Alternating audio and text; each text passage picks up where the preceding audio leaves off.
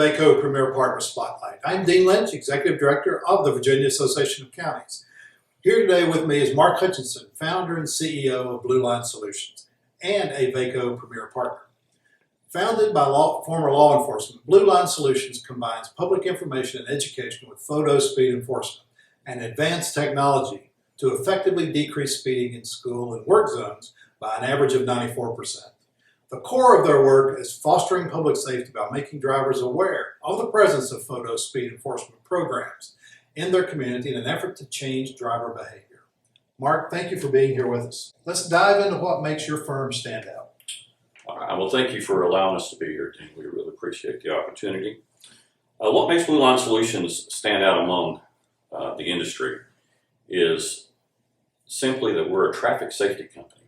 I don't like to think of us as a photo enforcement company because photo enforcement in the United States has a bad name because so many of the companies and so many of the programs have been made to be about money rather than safety.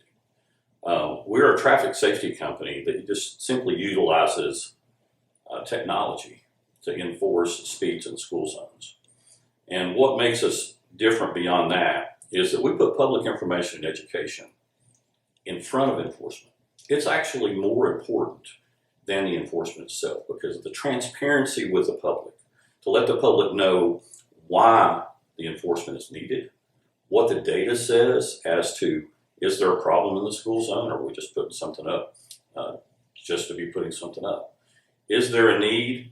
If there is a speeding problem in the school zone, how big is the speeding problem? We want to share that information with the community, provide transparency about when the program's starting, how long it's going to be running, and so forth, so that the community is engaged and aware of the program.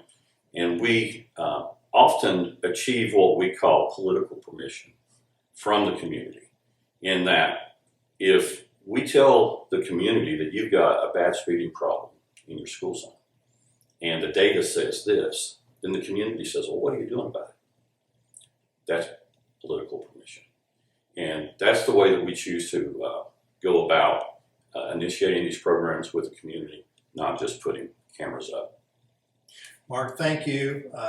And thanks to Blue Line for keeping our kids safe. Absolutely. In the school zone and on the highway and the work zones. Thank you. Appreciate that. I know your Blue Line is data-driven.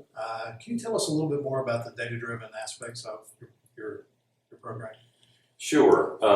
My background, in addition to being a retired law enforcement officer, I worked for the Governor's Highway Safety Office in Tennessee as a law enforcement administrator and the law enforcement coordinator of the Governor's Office of Highway Safety in Georgia.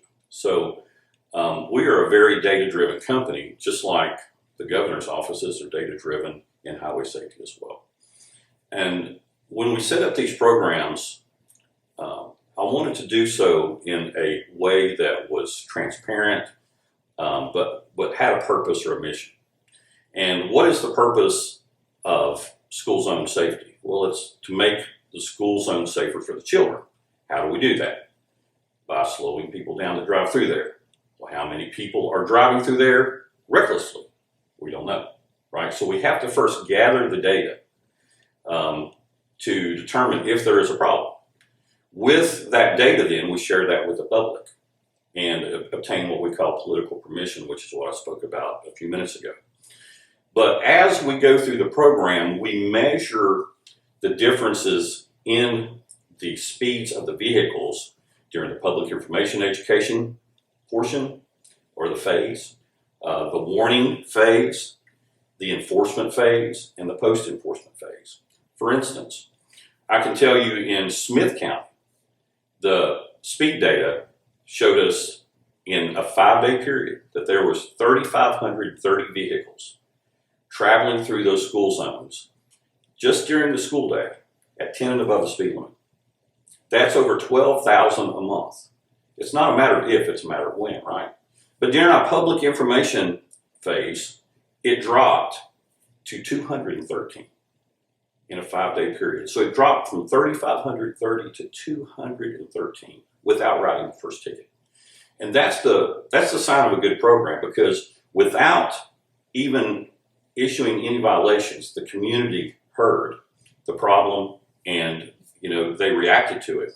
And to move on through the program during the warning phase, it dropped to 175. And then during the enforcement phase, dropped to 72, which in that county alone is a 98% reduction in speeders versus before the program. And that's absolutely fantastic that we can make a difference in a community that significant. Likewise, in Bainbridge, which is obviously a town, they started it out with 1,317. And during the public information phase, it dropped to 97 from 1,300. And in the warning phase, down to 86. And then for a total reduction of 92.9% over the course of the program.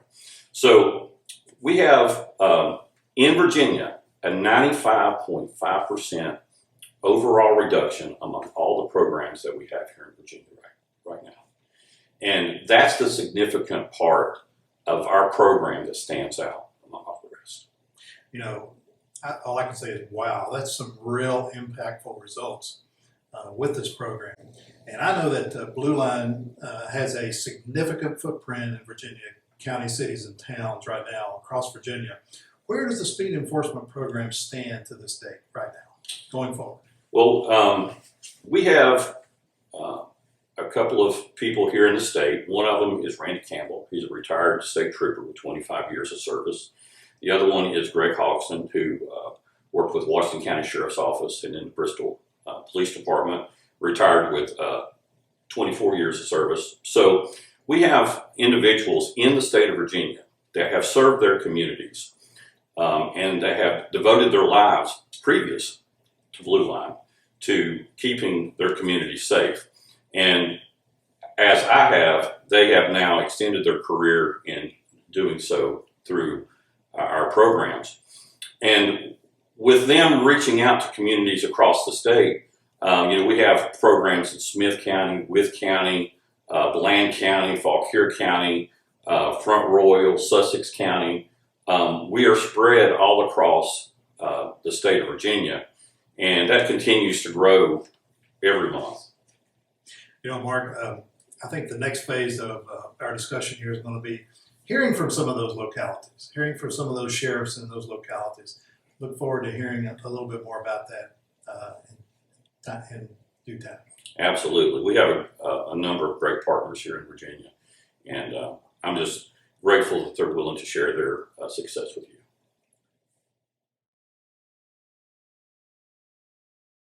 Our county, based on the school input, that we only chose to run it for roughly an hour in the morning and an hour in the evening.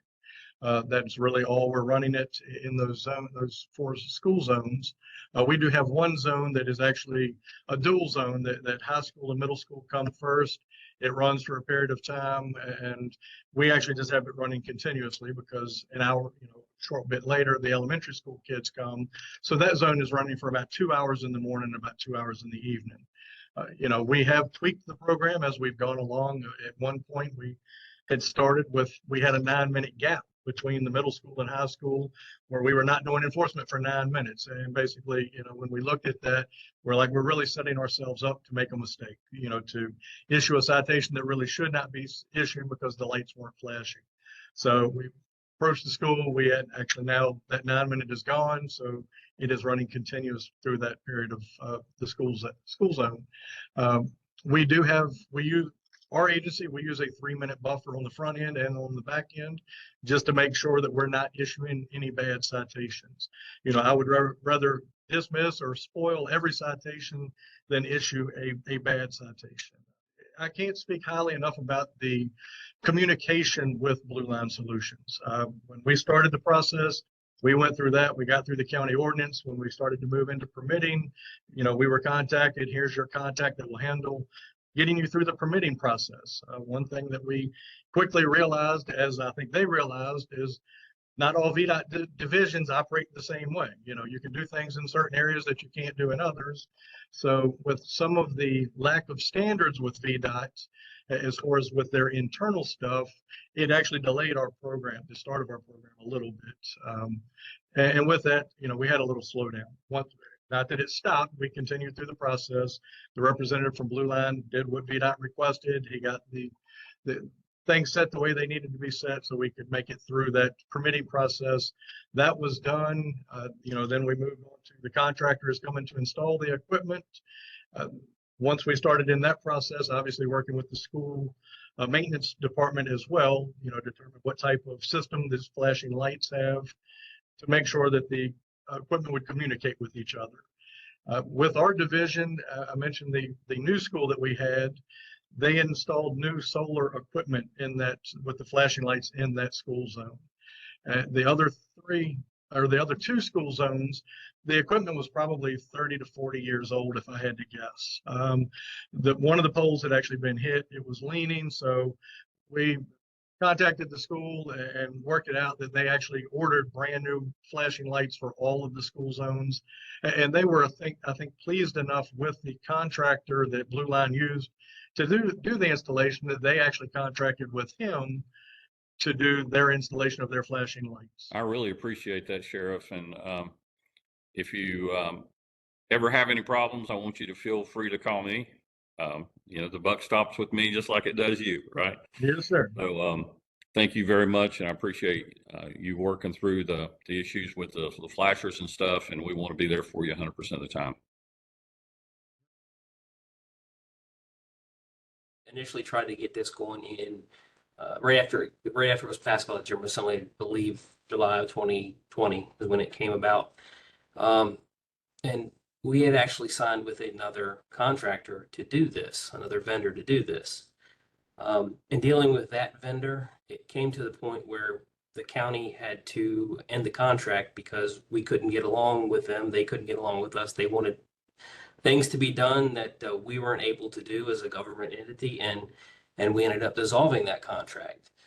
Shortly after that, your staff came in, we met with them, and we decided to give it another go. As the ordinance was done prior to us meeting with Blue Line, so it sort of streamlined it for us. We met with Greg, they came up and talked to us. And shortly after that, we got the contract done. That was very easy. Anything that we wanted to add it in, you guys are more than willing to add into it. And we started our warning process on April 8th. But leading up to that, I think we did 13 different school zones throughout the county. And like the sheriff was saying earlier, there was some equipment that was probably 30 years old that you guys were able to work through and get stuff installed in that to make sure everything's working fine. Even up to the newest equipment, everything that we could not have asked for anything more than what we got out of Blue Line. That has led us up to the warning phase. We're now in the information phase. We requested some flyers, some cards to hand out. And we got those, within a couple of days. And we too were very intentional about how we implemented the program. We started with the Board of Supervisors. We walked through everything with them. We showed them some of the data. One of our school zones had about 12,000 violations in a week. One of our bigger school zones on a 4-lane highway had about 12,000 violations in a week. We took that data before the Board of Supervisors that Blue Line provided us, and there was no question. Within about a month in one work session, we were able to get that ordinance passed. Next, we went to the school board, and we met with the school board, explained to them what we were doing while we were doing it, and showed them the data, and zero pushback from anybody on that particular front. And as we worked through it, we made it very clear that this was a sheriff's office program. We removed any county insignia, any school board insignia, any school system insignia from any of the citations, any of the paperwork. We felt like we needed to own this program, and that's sort of what we did. We didn't want any of the supervisors being bothered. We didn't want any of the school board members being bothered. The superintendent, they have other things to do. This is our job. I just think we're looking forward to seeing how this is going to reduce traffic, reduce traffic speeds within our school zones and make everything safer. So that's us. Well, Colonel, I really appreciate it. If we can help you update that signage, be more than happy to do that. As you and the sheriff know, he mentioned it just before you that transparency is very important to us, and it is about safety. It's not about the revenue. So we want to make sure that the drivers know that when they're entering into that school zone that it is an enforcement location. So any way that we can help you, just let me know. Our experiences are very much like the sheriff and lieutenant colonel have described. We started our process, it was early last year, right, Brian? I think, yeah, it was early last year. We actually started looking into vendors for photo speed enforcement in school zones because, like everybody else, we get a ton of speed complaints in the school zones. We're a small municipal agency. I mean, I've typically got 7 patrol officers on the street at a time during the day. We have 10 schools, so we started looking at some of the various vendors. I actually met with one prior to Blue Line,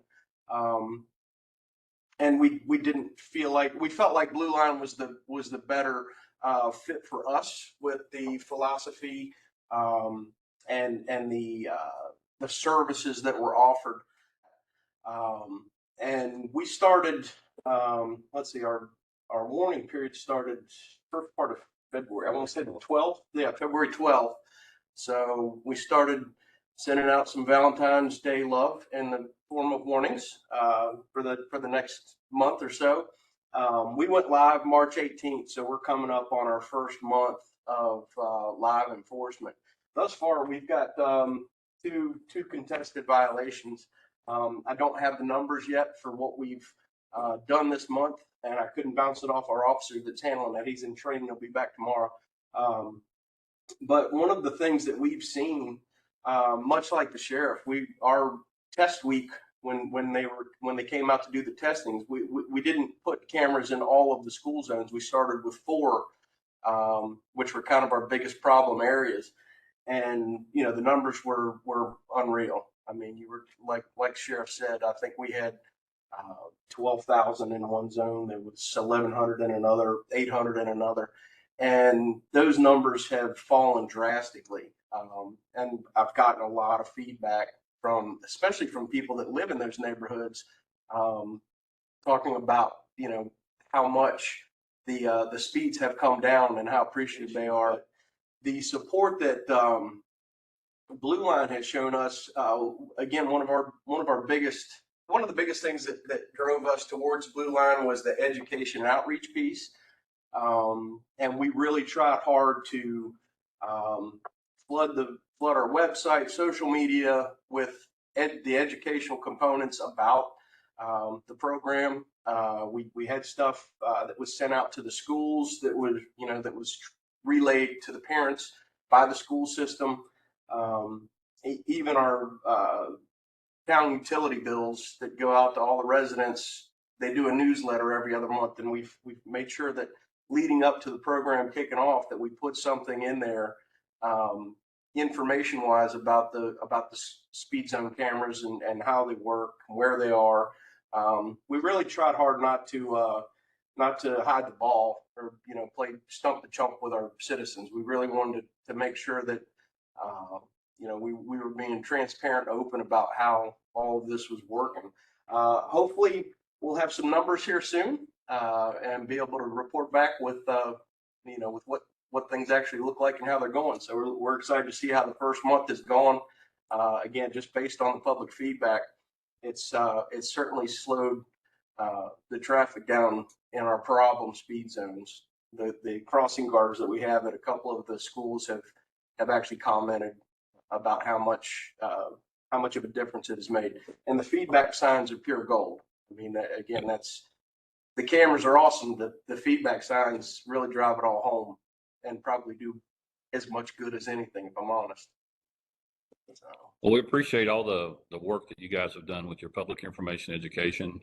It's a great partnership with your town, and I'm glad to hear that the radar feedback signs do what we hoped that they would do. Certainly, it provides transparency, but hopefully it continues to slow people down in your town even when the schools aren't in session as well. So I really appreciate your time. And from, as the CEO of the company, I want you to feel free to reach out to me at any time that you need to.